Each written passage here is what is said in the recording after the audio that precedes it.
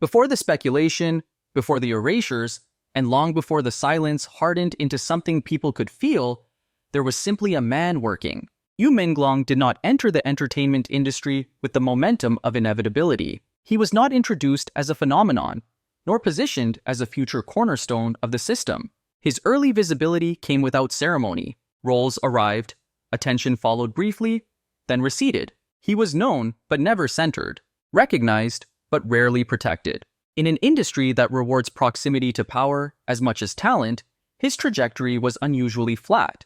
From the outside, his career appeared functional. He worked steadily. He showed discipline. He avoided scandal. Yet what distinguished his path was not what he gained, but what he did not. He never crossed into the inner circle where resources compound and mistakes are absorbed. He remained adjacent, invited, but not embraced. This distinction mattered more than it seemed. Between 2018 and 2022, his public schedule revealed a pattern that resisted easy explanation.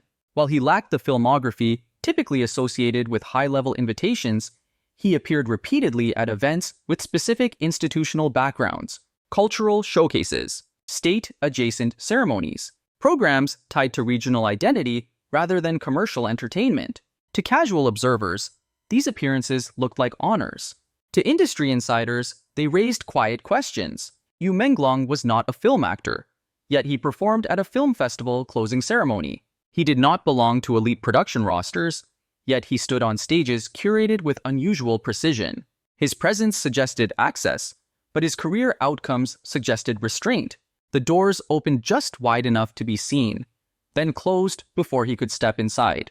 Access without advancement is not neutral. It creates imbalance. Those who reviewed his schedule retrospectively noticed how often these moments clustered around the same geographic and institutional markers. The repetition was subtle. No single appearance was suspicious, but patterns rarely announce themselves loudly. They rely on accumulation. Despite these appearances, his professional resources did not grow. On the contrary, opportunities gradually narrowed. Endorsements thinned. Prominent roles slowed. By the early 2020s, he was no longer visible at events organized by literary and arts federations. His work shifted toward charity programming, particularly projects affiliated with national broadcasters. The transition was quiet. No announcement marked the change. No explanation followed. Silence does not always indicate withdrawal. Sometimes it signals redirection. Public figures often adapt. They accept new roles. They reframe relevance. Yet what made Yu Menglong's shift unsettling was not the change itself, but the lack of narrative around it. Careers usually come with stories, success stories, reinvention stories, even failure stories. This one did not. Instead, his presence thinned without context, as if the system itself had decided to stop speaking about him, not condemn him, not elevate him, simply move around him. In environments governed by visibility, absence becomes a form of communication. Then came the digital erasures. When virtual memorials disappeared from his account, the reaction was immediate and emotional, not because of the flowers themselves, but because of what their removal implied. Other accounts remained untouched. Only his was affected. Newly sent tokens failed to appear. The platform offered no explanation. What followed was not just anger, but recognition. People who had followed his career sensed continuity between the earlier patterns and this sudden disappearance. The feeling that something had always been off now crystallized. The system that once placed him in selective visibility had now rendered him selectively invisible. That was when the images began circulating. They did not arrive as accusations. They arrived as questions. Cropped photographs, screen captures, angles examined frame by frame, a mark on the face, a shadow along the neck. Nothing definitive. Nothing that could survive forensic scrutiny. But proof was never the point. Speculation thrives where official narratives refuse to exist. When no explanation is provided, imagination rushes in to fill the void. The absence of clarity invites excess interpretation, and every unanswered question becomes evidence of concealment. Some suggested the marks were lighting artifacts. Others insisted they appeared consistently across unrelated images. The debate escalated, not because of certainty, but because of accumulated distrust. Why had he been present in spaces that never fully claimed him? Why had his opportunities diminished despite apparent institutional proximity? Why did the silence feel coordinated? These questions did not accuse. They lingered, and lingering questions are dangerous in systems that rely on controlled storytelling. By the time discussions reached wider audiences, the narrative had already shifted. It was no longer about a single figure. It was about the mechanisms that decide whose presence is tolerated and whose must be minimized. Yu Menglong, intentionally or not, had become a symbol of something larger. Not rebellion, not resistance, but vulnerability. The kind that emerges when individuals exist too close to power without protection. His story, once personal, now felt structural. And that was precisely when it stopped being safe. If this story resonates with you, I invite you to subscribe to this channel so that our future investigations can continue to illuminate the truths that often remain hidden behind the entertainment industry's brightest lights. Share this video across every platform where voices gather, because collective awareness is the only force capable of demanding accountability. Let us stand together, not in anger, but in clarity and compassion, to ensure that what happened to Yu Menglong is never repeated. Let us raise our voices so that silence can no longer swallow the struggles of those who give so much of themselves to the world. There is a reason stories like this rarely settle into a single explanation. They do not unfold in clean lines. They spread through systems, and systems do not leave fingerprints the way individuals do. They leave patterns. They leave procedures. They leave silences that feel practiced. To an American audience, the environment around Yu Menglong can be difficult to map at first glance, because it does not resemble a purely commercial entertainment industry. In many places, celebrity functions as a market product. In others, it also functions as a cultural instrument. When those two realities overlap, influence becomes harder to separate from governance, and public visibility becomes something that can be negotiated, restricted, or redirected without formal announcements. That does not mean every performance is political. It means politics can exist without declaring itself. This matters because the questions surrounding Yu Menglong did not begin with a single dramatic event. They emerged from a long stretch of ambiguity, where proximity to institutional spaces appeared real, yet tangible career protection did not follow. For observers, that contradiction became a starting point. If someone was close enough to be invited, why was he never close enough to be secured? In the vacuum left by that question, netizens did what modern audiences always do. They traced connections. They searched corporate registries. They compared names across public records. They tried to turn a whisper into a diagram. It was in this stage of the story that a company, previously unknown to most viewers, began circulating as a focal point. The details were presented not as confirmed conclusions, but as a set of claims moving rapidly through online channels.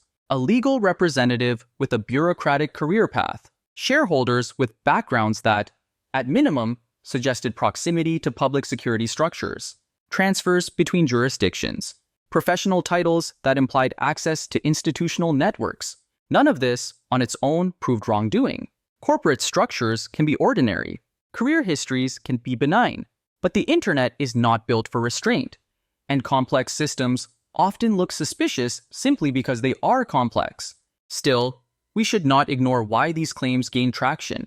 They gained traction because they offered a shape, a framework, a way to explain why a public figure could be selectively erased, why supporters could be removed from platforms, and why the atmosphere felt less like scandal management and more like narrative control.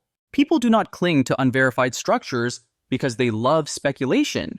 They cling to them because they cannot tolerate emptiness. When official silence is absolute, even weak explanations can feel stronger than none. The conversation then widened beyond entertainment. It began to gesture toward internal power struggles, discipline campaigns, and the reality that institutional accountability is often selective. Some online commentators framed the case as collateral damage of investigations aimed at broader networks. Others suggested that fear, not guilt, was the motivating force. The underlying logic was simple. If the wrong person knew something sensitive, that knowledge alone could be treated as a threat, regardless of whether it was ever spoken. We must be careful here. This is where internet narratives often become dangerous. They can move from observation into accusation without evidence, and they can attribute intent where only coincidence exists. But even without endorsing these claims, we can still analyze the psychological mechanism behind them. The mechanism is this. People had already watched a public trace disappear. They had already watched digital symbols be wiped out. They had already watched the conversation narrow. Once you watch information vanish, you begin to assume a hand behind it. And once you assume a hand, you start looking for a body. That search does not end in certainty. It ends in escalation. On overseas platforms, the language shifted noticeably. Posts began to describe regrouping and forces behind the scenes. They framed the situation as something larger than public opinion, something tied to institutional pride and red lines that could not be crossed. The rhetoric carried the cadence of political prophecy. It suggested that this case had moved into territory where ordinary censorship was no longer enough. This was the moment the story changed, because it was no longer only about a celebrity account being altered or about a company being dissected online. It was now about the belief that larger institutions were watching each other, and that public narratives were merely the surface layer of a deeper contest. Some posts referenced individuals described as having military connections. Others claimed that supporters were being monitored, recalled, or silenced. Whether those details were accurate or amplified, they served a specific function within the narrative. They introduced a new axis of power, one perceived as capable of checking another.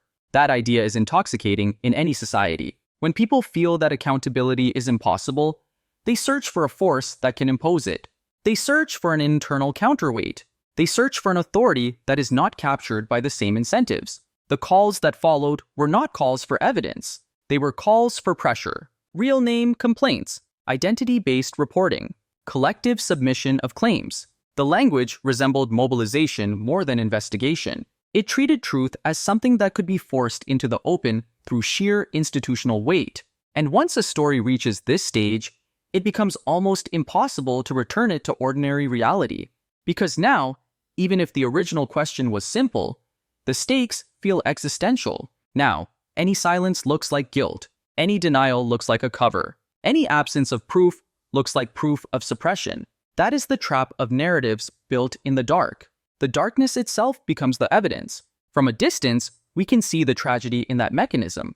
A public figure becomes a vessel for broader anxieties. His image becomes a screen onto which people project their anger, their fear, their hope for justice, and their suspicion of institutions. The human being at the center of the story becomes secondary. Yet the system does not correct this. It often intensifies it, because systems that rely on control rarely tolerate uncontrolled meaning. And that is why, at this point, the story could not remain isolated. It could not remain limited to one name, one account, one set of erased memorials. The logic of contagion had already begun. Silence, once introduced, spreads across people who are merely adjacent. The narrative demanded a second figure, someone visible, someone still working, someone whose continued presence could be read as a sign of stability, or as a sign of coercion, or as a warning. That is how Dilraba Dilmurat entered the story, not as a perpetrator, not as a confirmed witness, but as a symbol of what it means to survive within an environment where survival itself may require constant performance. And once that comparison took hold, the entire atmosphere changed. The case was no longer about what happened. It was about what could happen next. When stories expand beyond their original subject, it is rarely because new facts emerge. More often, it is because the environment around the story changes. Attention shifts, anxiety migrates, silence seeks new vessels. In this case, that vessel was not another disappearance. It was continued presence. Dilraba Dilmurat did not vanish. She remained visible, relentlessly so. While conversations around Yu Menglong hardened into speculation and fear, her image continued to circulate across screens, campaigns, and public events. She worked. She appeared. She smiled when expected to smile. And that continuity, rather than calming public imagination, intensified it. Visibility, under pressure, can become its own form of confinement. Reports of her health issues began quietly. Coughing during appearances. Fatigue that lingered longer than a seasonal illness should. Performances delivered with precision, but without ease. To fans, these were warning signs. To the industry, they were inconveniences to be managed. Her schedule did not slow. Instead, it tightened. Filming continued. Promotional obligations remained intact. Public statements emphasized recovery, while images suggested endurance. When questions arose, they were met with reassurances rather than adjustments. The message was consistent. Everything was under control. But control is not the same as care. For audiences already sensitized by the disappearance of another figure, this contrast felt unsettling. One person reduced to silence, another pushed forward despite visible strain. The comparison did not require conspiracy to be effective. It relied on intuition, on the sense that systems value output more than well-being, and compliance more than rest. In industries where replacement is always possible, exhaustion is often reframed as professionalism. Dilraba's public persona had long been defined by resilience. She was known as tireless, self-reliant, disciplined to the point of self-erasure. She spoke openly about years without rest, about a life consumed by work. These traits were celebrated as virtues. They were also warning signs, hidden in plain sight. When her studio acknowledged her condition, it did so briefly. Medical attention was confirmed. Recovery was implied. Yet on the same day, she was seen working under conditions that contradicted the narrative of rest. Cold weather, inadequate clothing, long hours. The images did not align with reassurance. This dissonance mattered because it suggested a familiar pattern. The public statement designed to close the conversation, and the visual evidence that quietly reopened it. Speculation followed, not because people wanted scandal, but because they recognized a structure. In that structure, individuals are expected to absorb pressure silently. They are expected to perform continuity even when continuity is damaging.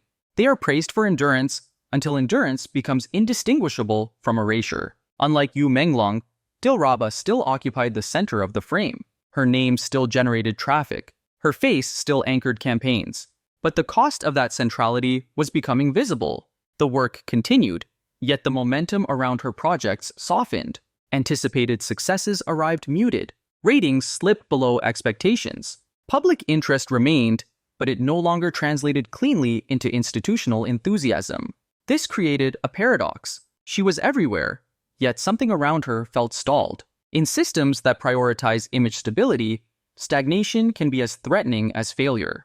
It raises questions that no one wants to answer. Is the brand losing traction? Is the individual replaceable?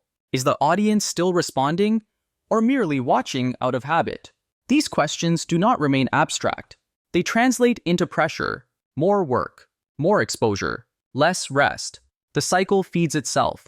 What made her presence particularly resonant in this story was not any confirmed connection to Yu Menglong's fate. It was the shared environment, the same atmosphere of unspoken rules, the same expectation of silence, the same understanding that stepping out of line, or even stepping out to rest, carries consequences. In this sense, her role in the narrative was never accusatory. It was illustrative. She represented what survival looks like when disappearance is the alternative. For viewers, especially those unfamiliar with the cultural mechanics at play, this realization reframed the entire case. The issue was no longer about uncovering a hidden crime or identifying a villain. It was about recognizing a system where outcomes do not need to be declared. They are felt, understood, internalized. Yu Menglong's absence and Dilraba's endurance were not opposing outcomes. They were adjacent expressions of the same logic, one removed from visibility, one maintained within it at a cost. And that logic does not announce itself. It does not issue threats. It does not leave documents. It operates through incentives, expectations, and the quiet knowledge of what happens when expectations are not met. By this stage, the public conversation had shifted irrevocably. It was no longer asking what had happened to one person. It was asking what it means to exist inside a structure that demands compliance without explanation. That is why the silence felt contagious, because in some systems, silence is not the absence of sound. It is the presence of rules no one needs to say out loud. And once those rules are understood, survival itself becomes conditional. Stories like this rarely end with answers. They end with understanding, and understanding is often more unsettling.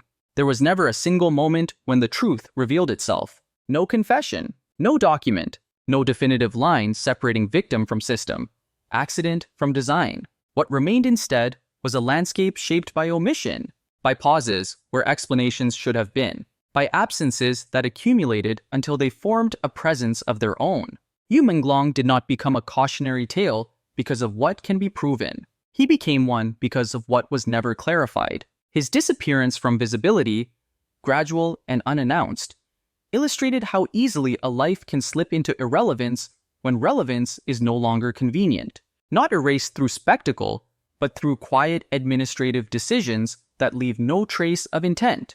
Dilraba, still visible, still working, still enduring, represents the other side of the same reality.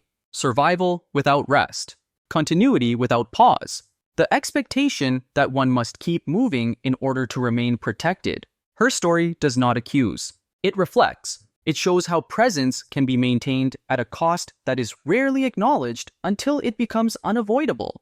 Together, these trajectories expose a deeper truth. Systems do not need cruelty to be effective. They need compliance. They need predictability. They need individuals to internalize limits before those limits are ever enforced. In such environments, silence is not imposed. It is learned. People learn what not to say, where not to step, when not to ask. Over time, the boundaries become invisible because they no longer need to be marked. Those who cross them do not disappear dramatically. They simply fade, redirected into spaces where attention no longer reaches. This is why speculation thrives, not because people are irrational, but because rational explanations are withheld. When institutions refuse to narrate themselves, audiences are forced to imagine the story in fragments. And fragments, when assembled without guidance, often form something darker than reality. But darkness, too, deserves restraint. It is tempting to turn this story into an indictment, to assign names, to draw conclusions where evidence remains incomplete. That temptation must be resisted, not because power should be protected, but because truth requires discipline.